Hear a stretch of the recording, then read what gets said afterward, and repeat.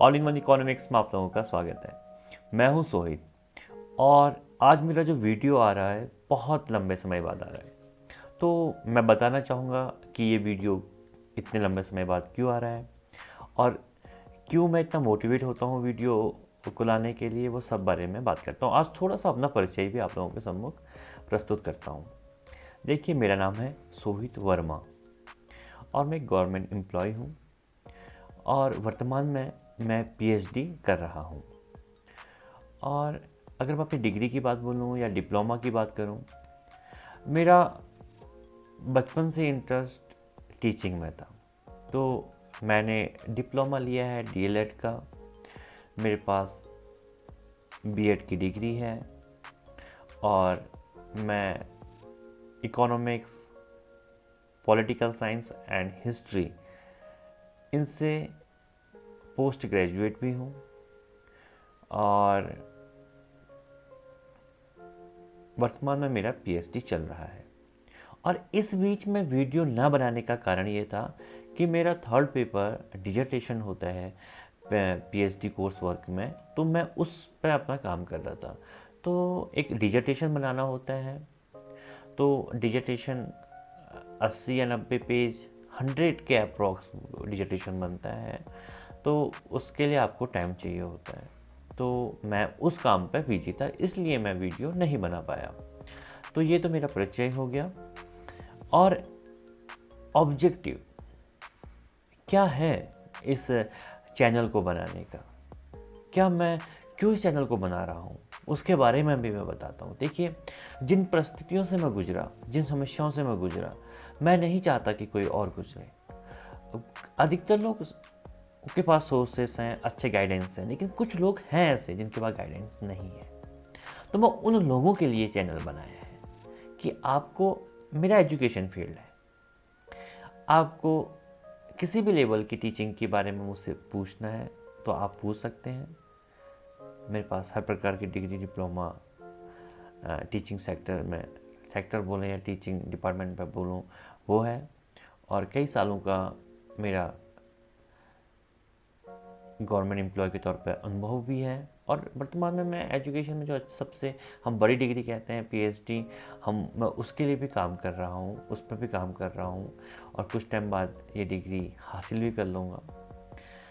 तो कहने का मतलब ये है कि वीडियो बनाने का एकमात्र लक्ष्य ये है कि मैं इकोनॉमिक्स पे तो मैं धीरे धीरे वीडियो बनाऊंगा ही, लेकिन एक वीडियो मेरे जनरल वीडियो है जिसमें मैं सभी को बताना चाहता हूँ कि मैं क्यों इस चैनल पर काम कर रहा हूँ। उसका रीज़न ये है कि मैं उन लोगों के लिए काम कर रहा हूँ जिनको आवश्यकता है, जिनको ज़रूरत है कि हम किससे एडवाइस लें। मैं ये नहीं कह सकता कि मुझे सब कुछ चीज़ के बारे में पता हो, लेकिन मेरे पास भी खुद के सोर्सेस हैं, मेरे पास ऐसा इन्वायरमेंट है, मेरे पास ऐसे दोस्त हैं, मेरे पास ऐसे सीनियर हैं जिनसे मैं खुद सलाह, अगर मुझे उस चीज़ के बारे में जानकारी नहीं है तो मैं उनसे जानकारी लेके आप तक पहुंचा सकता हूँ। एक प्लेटफॉर्म है।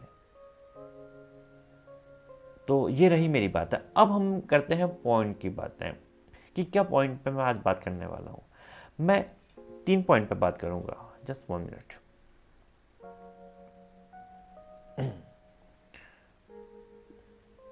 मेरा पहला टॉपिक रहेगा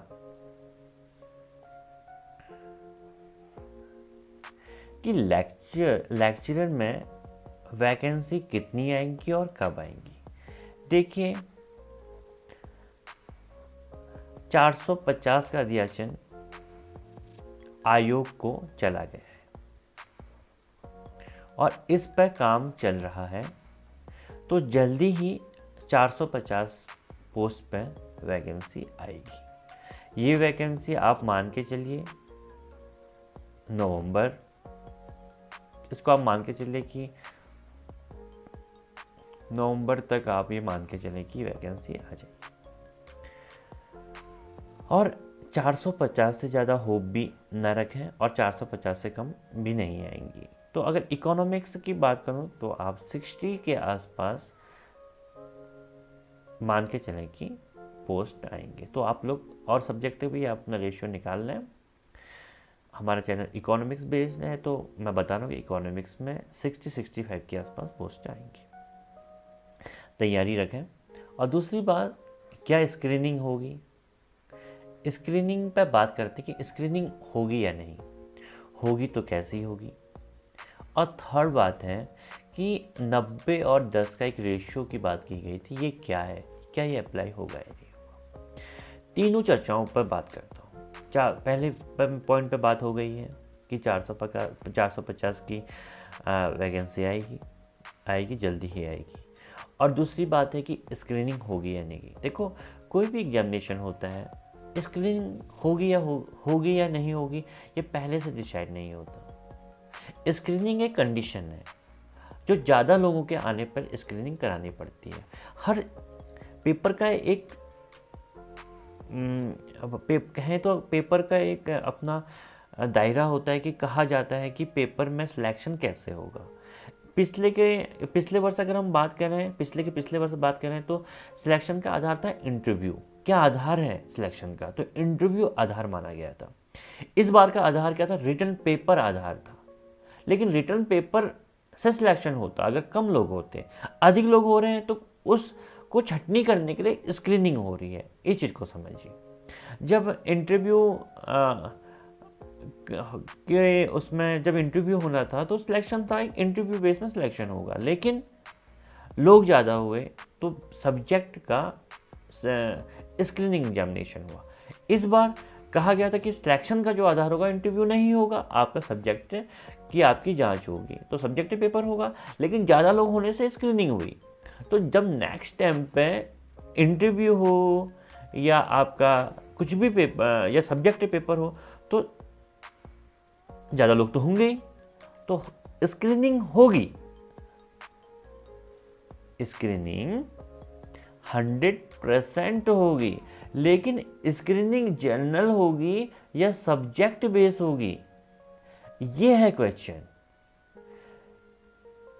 अगर सब्जेक्ट बेस अगर स्क्रीनिंग होती है तो पहला पेपर भी सब्जेक्ट, दूसरा पेपर भी सब्जेक्ट, ऐसा तो पॉसिबल नहीं है।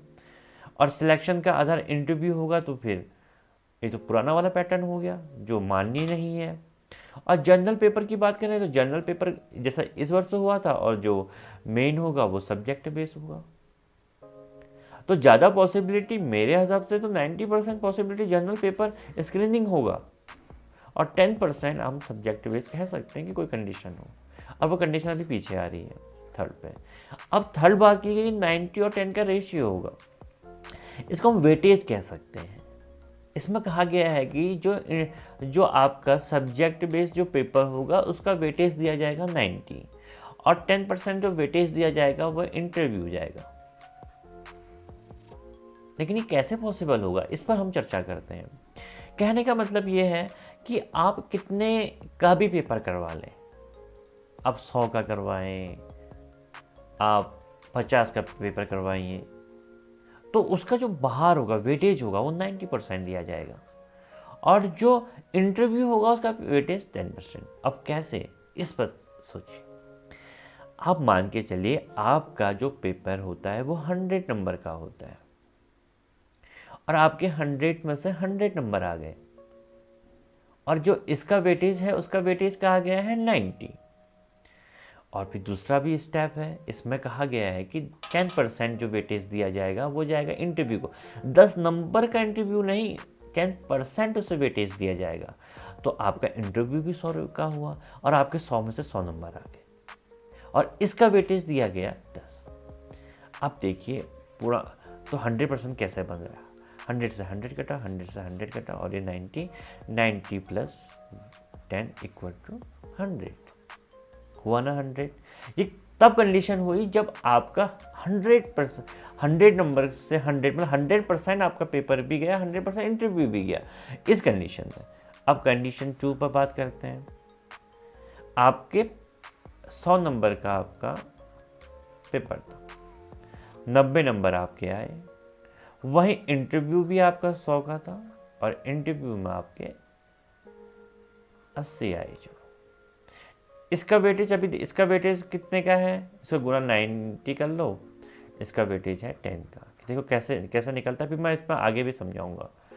तो 2 शून्य से 2 कटा, 9 9 81 और इस 2 से ये 2 शून्य, इसको 8 प्लस, तो ये 89% छोड़ आपके इतने नंबर आए। अब वही कंपीट में आपका दूसरा स्टूडेंट है, अब उसके 100 में से 90 नंबर आ रहे हैं, इसका 90 वेटेज कर देते हैं, और इंटरव्यू में 100 में से उसके 85 आते हैं और इसका वेटेज है 10। अब यहाँ भी इससे ये कट गया, इससे ये कट गया, इसका ऐसा 9 है ना, 9 में 81, और इसका जो वेटेज है इससे ये कट गया, इससे ये कट गया, इससे 8.5, तो आपका ये आया 89.5। अब ये 89.5 आया और ये 89 पॉइंट, तो यहाँ पे हमने देखा कि इंटरव्यू में 5 नंबर कम है, मतलब इनके 5 नंबर ज़्यादा है, इनके 5 नंबर कम है, लेकिन फिर भी वेटेज 10% है, तो फ़र्क कितने का पड़ा? 0.5 का। तो क्या आप मानते हैं इंटरव्यू का कोई महत्व है इतना ज़्यादा? ये महत्व सिर्फ उनके लिए है जो बॉर्डर पर रुके रहेंगे। जैसे इस बार किसी के 45.75 कट ऑफ गई और आपकी 45 पॉइंट कितने आए, 25 आए, तो इस बंदे को इस पर यहाँ पर इनके लिए ये वेटेज वाली बात होगी। लेकिन सब्जेक्ट का ही तो, अब मैं थोड़ा और समझा देता हूँ आपको, अभी थोड़ा सा और क्लियर कर देता हूँ। अब देखिए, जैसे हम थोड़ा सा और आगे जाते हैं, एक कंडीशन और बताते हैं। अब इंटरव्यू आपका पेपर 100 का था और आपके आगे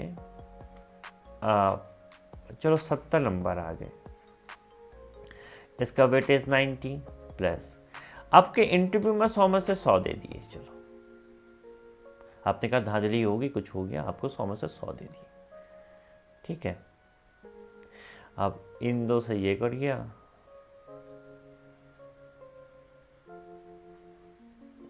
63, ये 63 हो गया, और इन दो से 10 जोड़ दीजिए और आपका कितना हो गया? 73। फुल नंबर देके भी आप कितना पहुँचे हैं? 73।